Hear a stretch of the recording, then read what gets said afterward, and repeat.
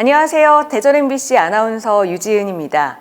저는 작년 6월에 국가인권위원회에 똑같은 아나운서인데 남성은 왜 정규직이고 여성은 비정규직인지 그 부당한 처우를 개선해달라고 진정을 넣고 1년 넘게 긴 싸움을 이어왔는데요. 저 이전에도 정당한 노동의 권리를 찾기 위해서 외침을 해주신 많은 분들이 계셨을 겁니다. 오늘은 그분들의 발자취를 함께 따라 걸어보도록 할 텐데요. 저는 지금 아름다운 청년 전태일 기념관 안에 들어와 있습니다.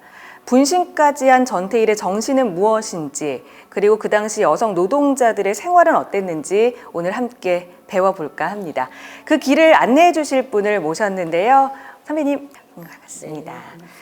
네, 저희는 종로 3가역 15번 출구에 멀지 않은 청계천변에 있는 아름다운 청년 전태일 기념관 안에 들어와 있습니다.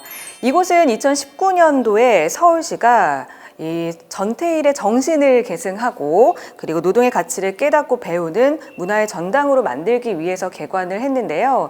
청계천은 청년 전태일이 일하고 수없이 고뇌했던 장소이기도 합니다. 들어오면서 보니까요, 여기 기념관 유리 벽면에 글씨가 써져 있더라고요. 어떤 글씨인가요? 그 글씨는 전태일이 근로감독관에게 보냈던 진정서 내용이고요. 그 글씨를 전태일의 글씨체에다 이목상 화백이 좀 더 아름답게 보이게 이렇게 작업을 해주셨고요. 그 내용, 자세한 내용은 기념관 벽 오른쪽에 상세히 써 있습니다. 들어와 보니까 여기도 전시가 굉장히 잘 꾸며져 있어요. 이 전시는 어떤 전시예요? 이제 9월 24일부터 따끈따끈한 겁니다. 올해가 전태일 50주기이기도 하지만 청계피복 노동조합 50주기이기도 해서요. 기념관에서는 청계피복 노동조합 50주기 전시회를 했는데요. 이게 50년을 다 할 수가 없어서 70년부터 75년까지만 지금 그 노조 활동, 노동조합 활동과 그 노동조합의 가장 중요한 조직이었던 여성 소그룹 아카시아의 활동들을 중심으로 이렇게 전시해 놓은 것입니다. 앞으로 시간 되실 때 많이들 오셔서 보면 좋을 것 같습니다. 다양하게 전시가 구성되어 있는 것 같은데요. 전태일 기념관 전시는 어떻게 구성되어 있나요? 4가지 테마로 구분이 되어 있는데요. 첫 번째는 전태일의 어린 시절, 두 번째는 전태일의 눈 그래가지고 전태일이 평화시장에서 보고 느낀 것들, 세 번째는 전태일의 실천 그래가지고 전태일이 그 보고 느낀 것을 어떻게 실천해 갔는지, 그러니까 그의 활동의 중요한 부분들을 해놓고요. 네 번째 코너는 이제 마지막 코너인데 전태일 이후에 어떻게 이 전태일의 뜻이 전해지게 되었는지 이런 것들이 이제 현대, 그러니까 민주노조 운동의 시발점이 바로 전태일이거든요. 그래서 전태일 이후에 그 민주노조 운동에 참여했던 각 사업장, 특히 그때는 그 여성 노동자 사업장이 많이 있습니다. 그래서 거기에 대한 간략한 설명들, 그런 것들이 있습니다. 전태일의 어린 시절 이렇게 딱 글씨가 있고 이렇게 쭉 설명이 되어 있는데요. 전태일의 어린 시절 어땠습니까? 전태일은 정말 가난의 연속이었다라고 말할 수 있고요. 48년에 태어났거든요, 전태일이.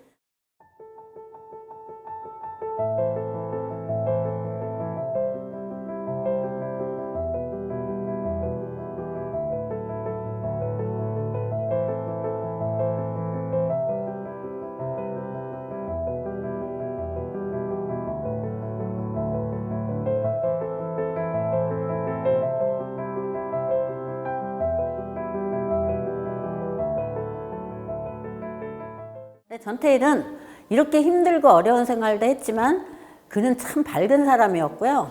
여기 보시면 알겠지만 그렇게 공부에 목말라 했습니다, 전태일은.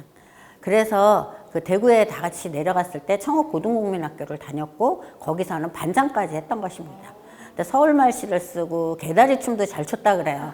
그리고 이야기를 되게 이렇게 유머스러하게 하는 이런 재주가 있었나 봐요. 그래서 인기 짱이었다 그럽니다, 전태일이. 전태일은 기본적으로 보통 사람이 너무 힘들고 이렇게 되면 비관적이고 부모를 원망하거나 이러는데 그러지 않은 사람이 바로 전태일입니다. 오히려 자기의 어려운 형편보다 자기 주변에 있는 그 어린 친구들을 더 생각하면서 이렇게 그들을 위해서 자기가 뭔가를 해야 된다 이런 생각을 가졌던 게 바로 전태일이었고, 그래서 평화시장에 들어와서 그 나이 어린 여성 노동자들의 문제를 그냥 넘어가지 않고 해결해 주려고 애썼던 이런 마음이 이미 전태일에게는 있었던 겁니다. 어려서부터. 어느 날 갑자기 생긴 게 아니었다는 겁니다. 네, 이곳은 2부 전시가 이루어지고 있는 곳인데요. 주제가 전태일의 눈입니다. 선배님, 여기에서는 어떤 이야기를 담고 있나요? 전태일이 이제 거리를 떠도는 떠돌이 생활에서 이제 노동자가 되는 그런 상황이 시작되는 곳입니다. 그래서 전태일은 이제 실천을 합니다. 그래서 뭘 하냐? 전태일은 정말 아버지하고 같이 아버지 일을 거들었던 경험이 있기 때문에 금방 미싱 보조가 됩니다. 그래서 월급을 7,000원을 받게 됐어요. 1,500원에서 7,000원은 굉장히 큰 거잖아요. 그래서 이대로 쭉 자기만 잘 살 길을 갔으면 좋았는데, 그때 전태일은 고민했던 겁니다. 나 혼자 잘 사는 길을 가야 돼? 아니면 저 어리고 연약한 시대들과 함께 잘 사는 길을 가야 되는 건가?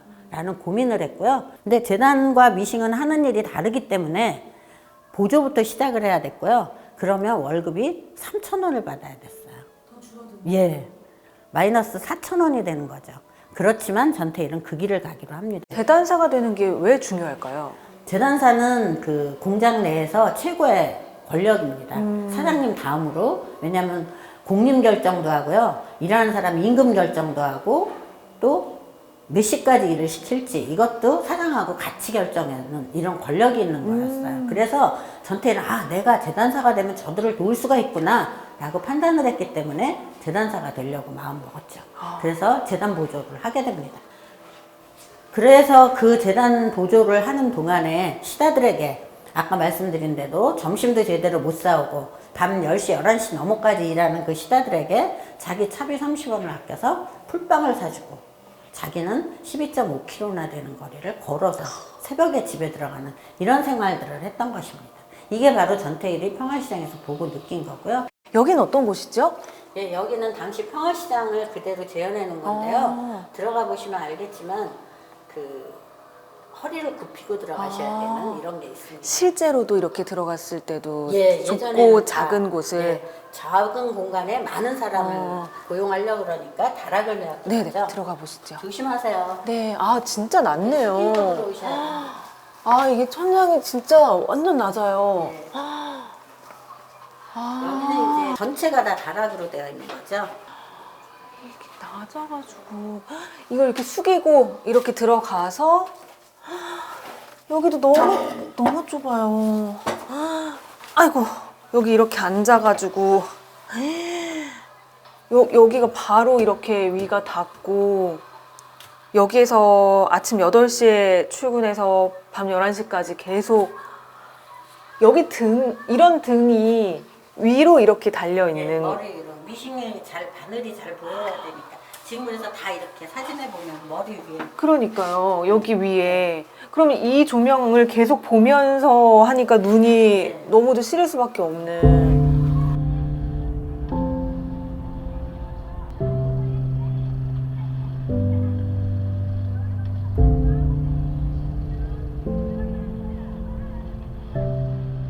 전태일의 눈을 지나서 지금 3부 전시실 앞에 나와 있는데요. 전태일의 실천입니다. 여기에는 어떤 내용이 담겨 있나요? 전태일이 평화시장에서 본 여러 가지 노동 상황을 보면서 그것을 개선하기 위해서, 고치기 위해서 어떻게 해야 할 것인가 라는 생각을 하게 됐고, 그거를 실행해 나간, 실천해 나간 그런 기록이 있는 게 바로 3부입니다. 여러 가지 영양실조 이런 거 다 떠나서 아까 말씀드렸던 대로 먼지를 너무 많이 환기가 안 되는 속에서 먹고 있으니까 폐병 걸린 미싱사를 보게 됩니다. 어느 날 이제 일을 하다가 기침을 했는데 피를 토하는 걸 보고 놀래서 병원에 데려갔는데 결핵이었던 거죠. 그래서 사장에게 그 병원 간 치료비 달라 그러니까, 야, 그 걔처럼 그런다 그러면 평화시장 전부 다 폐병 환자게 이러면서 외면했던 거예요. 그래서 전태일은 자신이 그 동료들하고 십시일반 돈을 모아서 그 치료비를 해줬는데, 그 폐병 걸린 그 미싱사는 어떻게 됐을까요? 사장이 어떤 조치를 취해주긴 했어요. 병원비는 안 줬는데. 해고를 했죠. 친한 친구에게도 그 말은 할 수 없었던 이런 상황 속에 있었던 거를 보고 전태일은 더 분노하게 되었던 것입니다. 예, 그래서 이제 전태일이 근로기준법을 이제 알게 되어서 그 이제 평화시장 실태를 조사해가지고 이렇게 평화시장 사장에게도, 그러니까 평화시장 주식회사 사무실에도 가고 근로감독관에게, 아까 그거 보셨죠 앞에서, 예, 그것처럼 해갖고 이렇게 친구들하고 이렇게 서명을 해가지고 진정서를 내기도 하고 또 신문사에도 가지고 갑니다. 근데 예, 그랬는데 경향신문하고 동아일보에 그때 실렸다 그래요. 전태일은 이거를 고치기 위해서 혼자 노력해서는 안 된다는 걸 깨달았고요. 모임을 만듭니다. 그래서 첫 번째 만든 모임이 바보회였고요. 거기서 이제 설문조사를 해서 평화시장 실태를 다 이렇게 기록을 하게 됐던 거죠. 그걸 노동청에도 가져갔던 거고 신문사에도 가져갔던 겁니다. 이렇게 해서 그 근로감독관에게도 갖다 주고 신문에도 나고 이러니까 아, 이제는 해결이 될 수 있어 라고 생각을 할 수 있었죠. 근데 사실은 그냥 기사로 한번 일회성으로 났던 것이지 더 이상 진전이 없었어요. 현실이 개선되지는 예. 않았던 그러니까 거죠. 전태일은 이제 이제는 시위를 해야 되겠구나라는 생각을 했는데 그 소식을 알게 된 근로감독관들이 전태일을 찾아오죠. 전태일이 이제 국정감사에서 노동청 감사를 하는 날 그 앞에 가서 이제 노동청 앞에 가서 시위를 하려고 했는데 감독관들이 찾아와가지고 전태일에게 뭐 너희가 하는 말 다 옳은데 이걸 고치려면 시간이 필요하고 뭐 어쩌고 이러고 시간을 끌고 있는 사이에 국정감사가 끝났다는 것이죠. 끝나버렸어요. 예, 그거는 결코 그들이 몰라서가 아니라 알면서도 묵인하고 있었다는 것이죠. 그거를 전태일이 깨닫게 되었던 것입니다. 그랬기 때문에 이런 있으나마나한 근로기준법 이거는 이제 태워버리자 이런 이야기를 했던 거고 바로 실행에 옮기게 되었던 것입니다.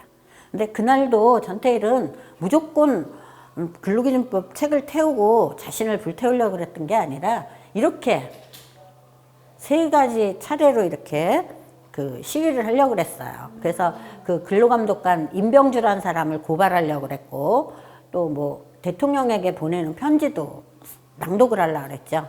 티 없이 깨끗한 나이 어린 소녀들이 이렇게 죽어가고 혹사당하고 있으니 이들이 더 이상 죽어가고 병들기 전에 그들을 배려를 하고 고쳐달라 이런 편지를 낭독하려고 그랬지만 바로 경찰과 경비들의 삼엄한 방해로 친구들이 끌려가고 뭐 이러면서 전태일은 근로기준법 책과 자신에게 불을 붙였던 것이죠. 전태일은 그 불을 붙이기 전에 평화시장 2층으로 올라가서 그때 11월이었기 때문에 겨울옷을 해서 솜, 스펀지 이런 조각들이 많이 있었는데 그 조각에다 기름을 묻혀서 자신의 겨드랑이 이런 데 다 끼고 내려왔던 것입니다. 그래서 근로기준법 책과 자신에게 불을 붙였고 그 순간에 쓰러졌다 일어나서 우리는 기계가 아니다. 일요일을 쉬게 하라. 근로기준법을 준수하라. 이런 거를 외치면서 쓰러졌던 것이죠. 그래서 그날 밤 그 자정을 넘어서 숨을 멈추게 되었던 것입니다. 네, 4부 전태일의 꿈은요, 전태일의 죽음 이후에 그 정신을 어떻게 계승하고 있는지를 이야기를 담고 있는 곳인데요. 선배님, 여기 그 전태일 열사 어머니가 계시네요. 예, 어머니는 이제 아들이 죽었다는 소식을 듣고 창동 집에서 국립의료원까지 오십니다. 근데 그때 그 전태일의 친구분이 택시를 잡으려고 그랬더니 어머니가 만류를 하셨대요. 버스를 타고 가시겠다. 그러니까 그 친구는 그 전태일이 그 분신 항거한 거를 그 현장에 있다 왔으니까 얼마나 마음이 급하겠어요. 근데 나중에 제가 이제 노동조합 다니면서 어머니께 여쭤봤더니 생각을 해야 될 필요가 있으셨다 그래요. 아들이 왜 그런 걸 했는지, 그럼 나는 어찌해야 될지 이런 걸 판단할 필요가 있으셨다. 이렇게 영민하신 분이에요. 그러니까 어머니는 아들이 죽은 뒤에 장례를 안 치르셨죠. 그리고 아들이 요구한 8가지 조항을 지켜주지 않으면 안 하겠다라고 했고요. 저는 항상 6번째 여성 생리휴가, 이거 전태일은 벌써 70년대에 주장을 했다는 거죠. 그러니까 전태일은 이만큼 그 자신이 남자이지만 여성 노동자들에 대한 세세한 것들을 생각하면서 어떤 환경을 만들어줘야지 정말 인간다운 환경 속에서 일을 할 수 있는지 이런 것들을 깊이 생각한 사람이고요. 아들의 이런 뜻을 가지고 어머니는 처음에는 노동조합에 문제가 있다 그러면 달려가시고 그랬지만 점차 어머니 스스로가 민주주의를 위한 이런 운동가가 되셨던 거죠. 아까 우리가 서두에 그 청계피복 노조에 대한 전시를 보셨잖아요. 그런데 나중에 전태일의 죽음의 진실을 알게 되면서부터는 저희들이 나이 어린 여성 노동자들이지만 다 이렇게 자기 권리를 위해서 두려워하지 않고 싸움에 나와서 여러 가지들을 바꿔냈던 그 원동력이 바로 전태일과 이소선 어머니 그리고 전태일의 친구분들의 노력이 있었기 때문에 이렇게 된 겁니다. 이처럼 전태일은 자신은 남성이고 두 번이나 혼자만 잘 사는 길이 있었지만 그거를 버리고 그 나이 어린 여성 노동자들, 평화시장에서 혹사당하는 기계처럼 혹사당하는 여성 노동자들의 삶을 인간다운 삶으로 바꿔주려고 노력했던 게 바로 전태일이고 전태일의 사랑이었던 것입니다. 제가 지금 청계천변에 나와 있는데요. 정면으로 평화시장이 보이거든요. 어디서부터 어디까지가 평화시장이에요, 선배님? 청계천 5가에서부터 6가, 그러니까 즉 동대문 입구까지가 바로 평화시장입니다. 평화시장 굉장히 길고 예. 크네요. 예, 이게 59년도에 화재가 나서 61년도에 새로 지은 건데요.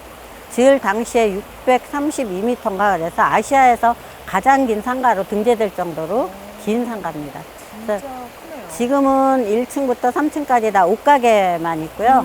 예전에는 1층에만 가게고 2층, 3층은 전부 공장들이 들어있었던 거죠. 공제 공장? 예. 걸으시면서. 네. 여기가 지금도 1, 2, 3층 돼 있어요? 예, 예. 그대로 있어요. 예전에는 이제 1층만 가게들이 있었고 2층, 3층은 다 봉제 공장이 있었던 거죠. 그럼 이곳에서 일하시면서 전태일 열사를 언제 알게 되신 거예요? 71년도에 그 전태일 1주기 추도식 때 그 추도식을 갔어요.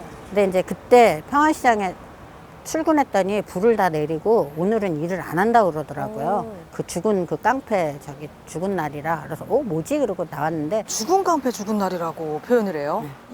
근데 이 앞에 나오니까 그때는 이런 저기가 없었거든요. 근데 이 앞에 그 관광버스들이 쭉 늘어서 있더라고요.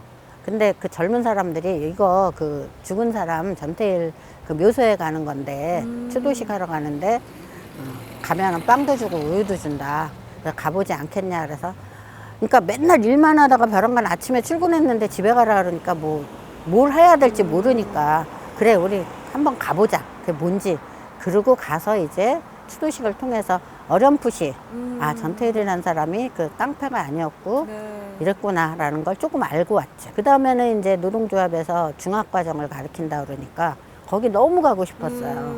근데 용기가 없어서 못 갔죠. 근데 관심을 늘 가지고 있다가 이제 72년도에 그 노동조합에서 야유회를 간다고 가자고 왔어요. 그래서 가야 되겠다 그때는. 그래서 친구한테 가자고. 친구 2명하고 저하고 셋이 갔고 그날 가서 이제 노동조합의 조합원이 되기 시작했죠. 조합원으로도 예. 활동도 하시게 예, 되고 그렇게 됐죠. 예. 이렇게 이야기가 이어져 왔군요. 예, 그렇습니다.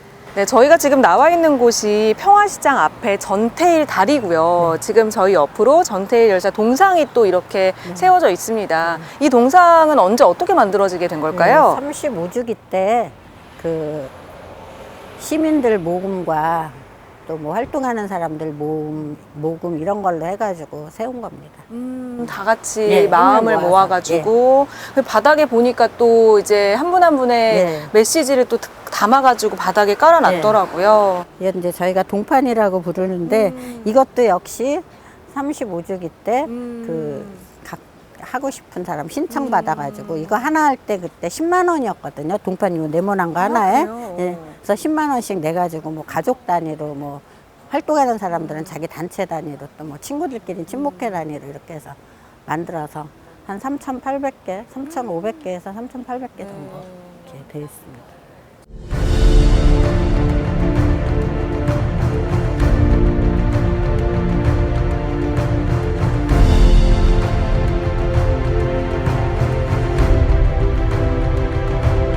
전혀 분신은 생각 친구들은 못하고 몰랐죠. 그냥 결단하시고 내려오셔서 이 장소에서 근데 그 기념관에 아까 제가 설명을 빼먹었는데 그 나는 돌아가야 한다라는 글이 있어요.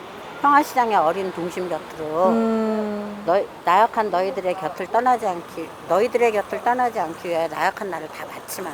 이런 글이 있어요.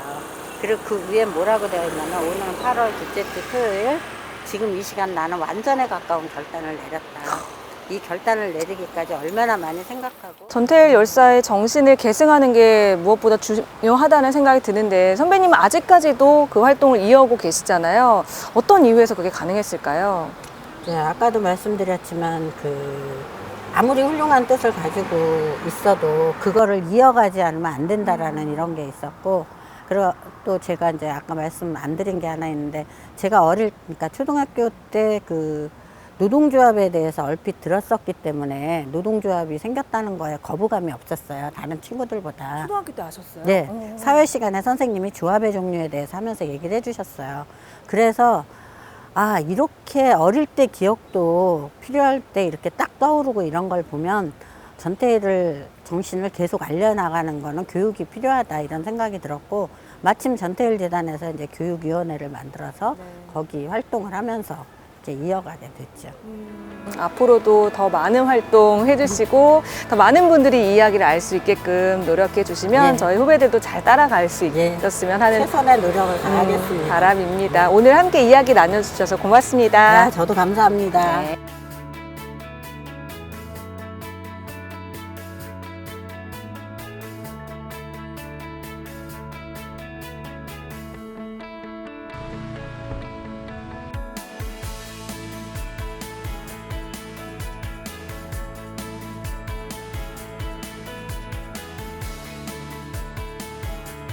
네, 저는 지금 동대문역 1번 출구로 나와서 창신동에 와 있습니다. 창신동은 봉제 공장이 밀집해 있는 곳이기도 한데요. 바로 이곳에 전태일 재단이 있습니다.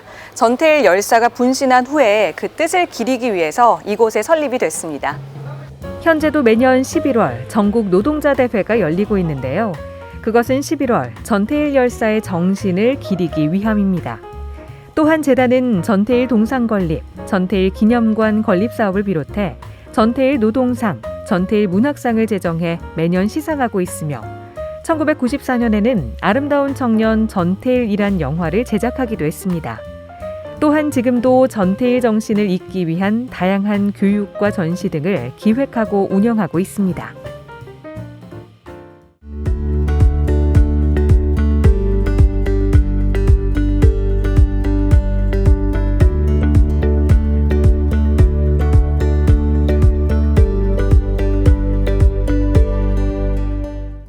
저는 전태일 재단을 지나서 이음피움 봉제 역사관 앞에 나와 있습니다.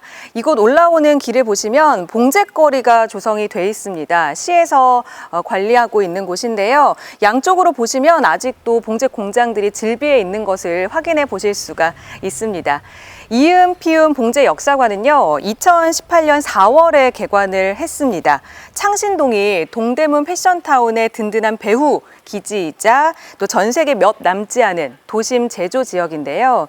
그래서 그 가치를 재조명하고 봉제 산업의 역사를 알리기 위해서 이곳 창신동에 봉제 역사관이 문을 열었습니다. 이곳에서는 상설 및 기획 전시로 이 시대 봉제인들의 이야기를 소개해주고 있고요. 다양한 체험 프로그램을 통해서 봉제에 대한 이해와 경험을 높일 수 있도록 해주고 있습니다. 자, 그러면 안으로 들어가 보실까요?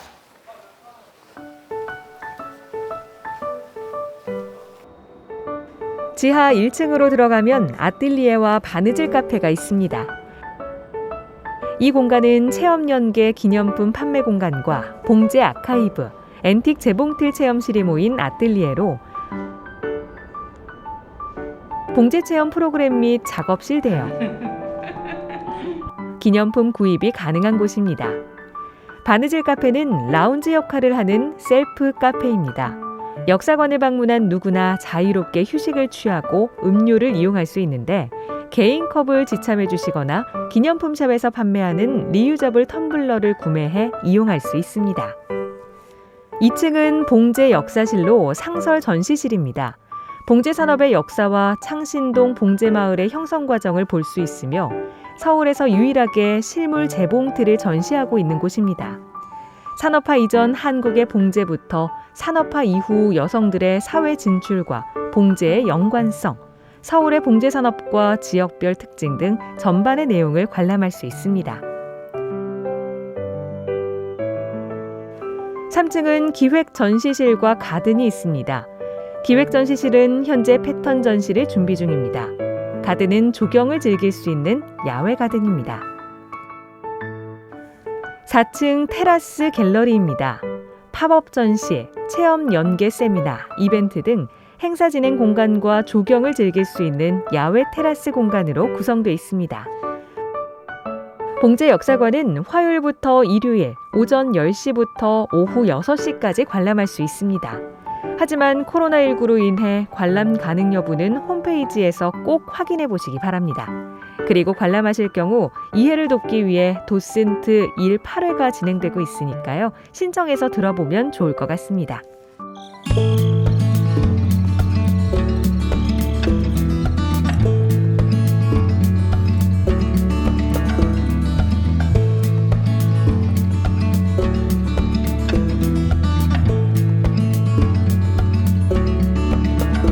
네, 저는 지금 면목동에 있는 녹색병원 앞에 와 있습니다. 이곳이 예전에 YH 무역이 있었던 자리라고 하는데요.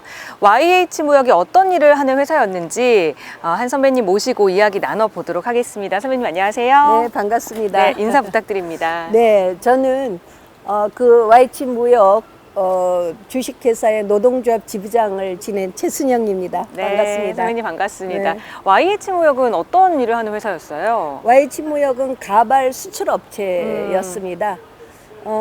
수출업체로서 66년도에 설립을 100만 원 노동자로 해서 제가 70년대에 입사할 때는 4,000명으로 불어난 엄청난 대기업이었어요. 그럼 선배님은 언제부터 언제까지 일하시고 어떤 일을 담당하셨나요? 저는 정확하게 70년 3월 1일 날 아마 입사를 한 것 같아요. 네, 3일절 날. 네. 그리고 저는 기술이 뭐 가발 중에 봉제도 있고 다양하게 있는데 손으로 하는 수제 기술을 가지고 있었습니다. 그 당시 때 그러니까 제가 입사할 때 4,000명이 큰 대기업 가발 수출 회사였죠. 수출 순위가 15위였습니다. 그러면 정말 엄청나게 큰 회사였던 네네, 큰 거잖아요. 회사였습니다. 이 회사에 여성 노동자분들이 꽤 많으셨겠죠? 거의가 여성 노동자들이었습니다. 한 8, 90%가 여성들이었다고 보면은 됩니다. 네. 그러면 여성 노동자들의 역할이 그만큼 컸을 것 같은데 성장을 하는 데 있어서요, 이 회사가? 예. 그렇죠. 66년도에 10명으로 시작을 해서 4년 만에 4,000명으로 불어났다.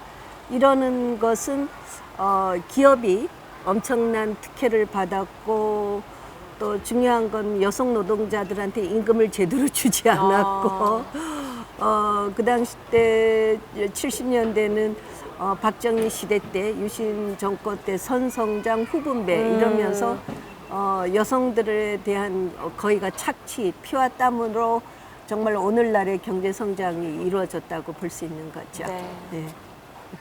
네, 녹색병원 지하 2층에는 김경숙 열사를 기리기 위한 사진이 전시가 되어 있는데요.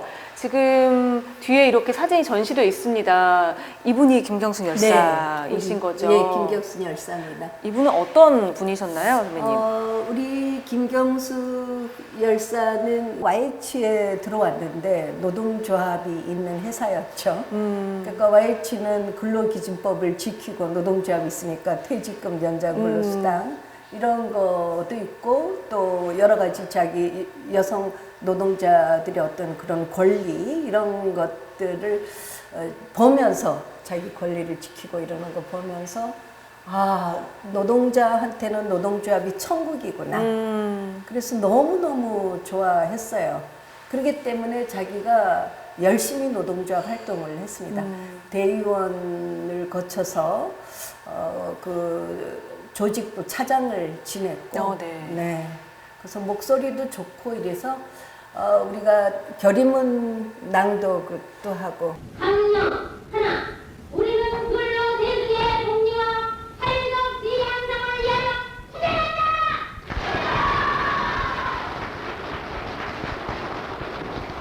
하나 우리는 국민 경제 대응과 만민 공생의 균등 사회 건설을 기한다.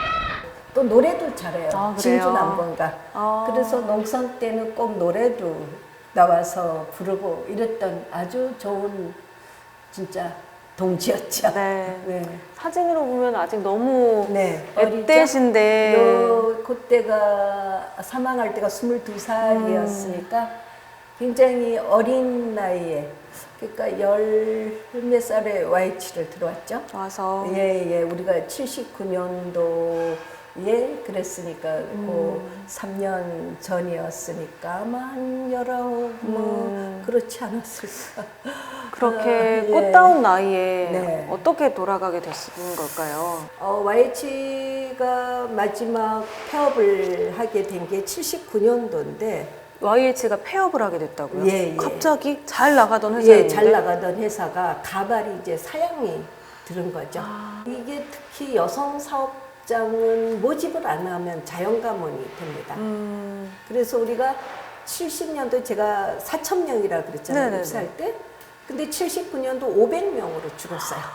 그러니까 23살 되면 다 결혼해야 된다 그러고 그만두고 25 되면은 뭐 거의 가버리고, 그러니까 모집 안 하면은 자연감원이 되는 거죠. 그러니까 회사는 그런 것들을 악용을 하는 거였죠. 그래서 YH는 또, 그리고 또 하나 이제 아주 중요한 거는 66년도에 설립을 해서 100만 원이라고 그랬잖아요. 73년도에 10억을 빼돌려요.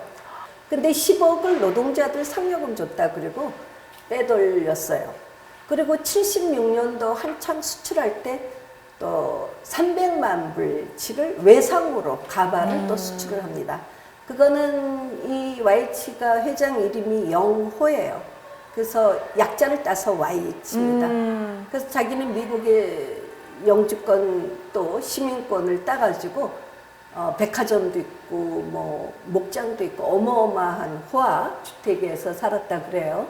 그러니까 그 백화점에 가발을 외상으로 수출한 거죠. 아이고. 300만 불이라 그러면 그것도 몇십억 아마 그 당시 때 치고. 그러면은 이 공장은 결국은 빈털터리가 되겠죠. 아무것도 껍데기만 남아있는 상태죠. 그러니까 뭐 간단하게 500명 남았을 때 폐업 공고를 했던 거죠. 그러니까 우리는 그렇게 했던 억울함이 있잖아요. 그죠?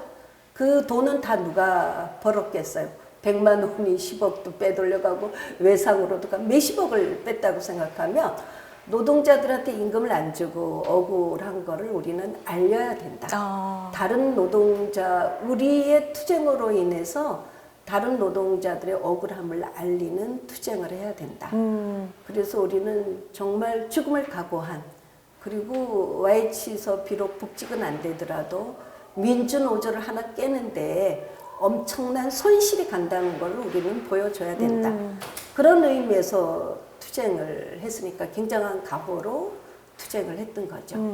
그런데 너무나도 안타깝게, 그렇다고 우리가 잘 살자고 하는 건데 정말 죽음으로 우리 김경숙 열사가 우리 곁을 진짜 떠나는 게 참 안타까운 일이죠. 네. 아무튼 그래도 경숙이 죽음으로 인해서 많은 노동자들이 용기를 갖고 억울한 게 전 세계에 알려졌죠. 그래서 신민당사에서 3일째 되던 날 오늘 저녁이 고비다라는 소리를 이제 정보를 듣고 청와대에서 이제 끌어내라라는 뭐 지령이 내렸다 그래요. 저대로 노동자들을 그냥 둘 거냐? 우리가 이렇게 농성하고 있으니까 이게 이제 언론에 보도되면서 많이 이제 다른 노동자들이 막 그 용기도 갖고 우리도 투쟁을 하자 이렇다는, 이렇게 골맞던 게 이제 터지기 시작을 할 때였죠.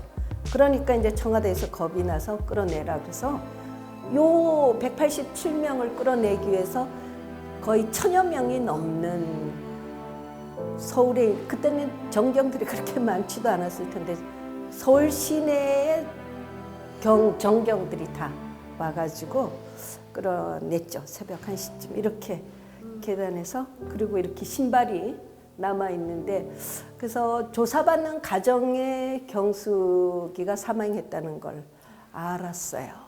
예, 그래서 그 당시 때는 뭐 투신조, 자살조 뭐 이렇게 언론에 엄청난 보도가 됐었죠. 그러니까 완전히 정말 잘못된 그러면서 우리가 뭐 마치 뭐 외부 세력에 의해서 뭐 이런 식으로 그래서 경숙이가 뭐 동맥을 끊었네 막 이렇게 했는데 2008년도 과거사 진상규명위원회에서 밝혀졌는데 타살로 밝혀졌습니다. 자의 그 예. 지금 이 희생을 널리 알리기 위해서 애써주고 계시는데요. 네. 그 원동력이 어디 있을까요?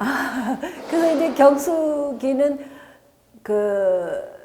사실 우리가 동지잖아요. 같이 어려울 때. 그리고 어떻게 보면 희생을 했는데 그 어린 나이에 그러니까 누구도 그렇게 희생을 할 그 장소에서 그런 게 있으면 누구도 경숙이처럼 그렇게 뭐 어쨌든 간에 죽을 수 있는 형편이었죠. 그리고 저는 구속돼서 나와서 경숙이 죽음을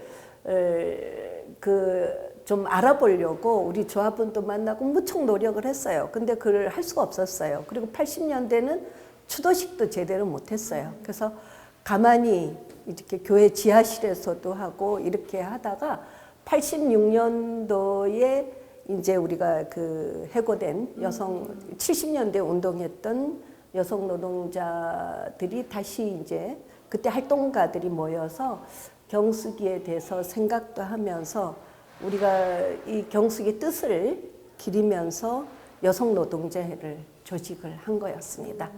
그렇게 하면서 89년도에 경숙이에 대해서 죽음을 바로 알리는 게 중요하겠다 그래서 모란공원에 이제 감요를 했어요. 그거를 한 거는 저는 그때 의미를 이제 모란공원에 전태일 열사가 있잖아요. 근데 전태일 열사가 70년도에 이제 근로기준법을 지키라고 자기 몸에 불을 질러서 많은 제야와 학생들이 그 노동자들의 관심을 갖게 했다며 79년도 우리 김경숙 열사의 죽음으로 인해서 80년대에 엄청난 학생들이 노동 현장에 가고 80년대에 맥을 이어주는 역할을 했다고 저는 그거는 뭐 자부합니다.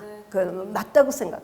그런데 그런 것들이 잘 이어지지 않는 부분에 대한 안타까움이 있었어요. 이게 여성이기 때문에 그런가? 여전히 지금도 여성 노동자들이 가장 비정규직으로 내몰리고 어려움을 당하고 있길래 그 정신을 기려서 우리가 추모사업회를 하자. 그래서 이제 김경숙 상을 제정을 한 거죠. 돈이 많지는 않지만 이제 가장 이제 비정규직 노동자로서 현장에서 고생하고 투쟁한 여성 노동자들의 쉼을 위해서 하는 겁니다. 김경숙 열사의 희생을 잊지 않는 것 네. 그리고 그것을 위해서 또 애써주시는 선배님들의 노력을 잊지 않는 게 이제 후배인 여성 노동자분들이 많은 분들이 해야 될 역할이 아닌가라는 생각을 합니다. 잊지 않겠습니다. 네, 오늘 말씀 고맙습니다. 네, 수고하세요. 네, 저와 함께 오늘 언니로 걸어보셨는데 여러분 어떠셨나요? 오늘은 김경숙 열사와 전태일 열사의 이야기를 만나면서 더욱 숙연해지는 느낌이 들었습니다. 평등한 세상을 위해서 희생하신 그분들의 외침을 과연 우리 세대는 얼마나 기억하고 있을까? 한편으로는 씁쓸한 마음이 들기도 했는데요. 우리가 누리는 모든 안위 뒤에는 그분들의 투쟁의 역사 그리고 수많은 여성 노동자들이 있었음을 여러분 잊지 않고 꼭 기억해 주셨으면 좋겠습니다. 자, 코로나19 상황이 좋아지면 여러분도 꼭 언니로 걸어보시길 추천드립니다. 고맙습니다.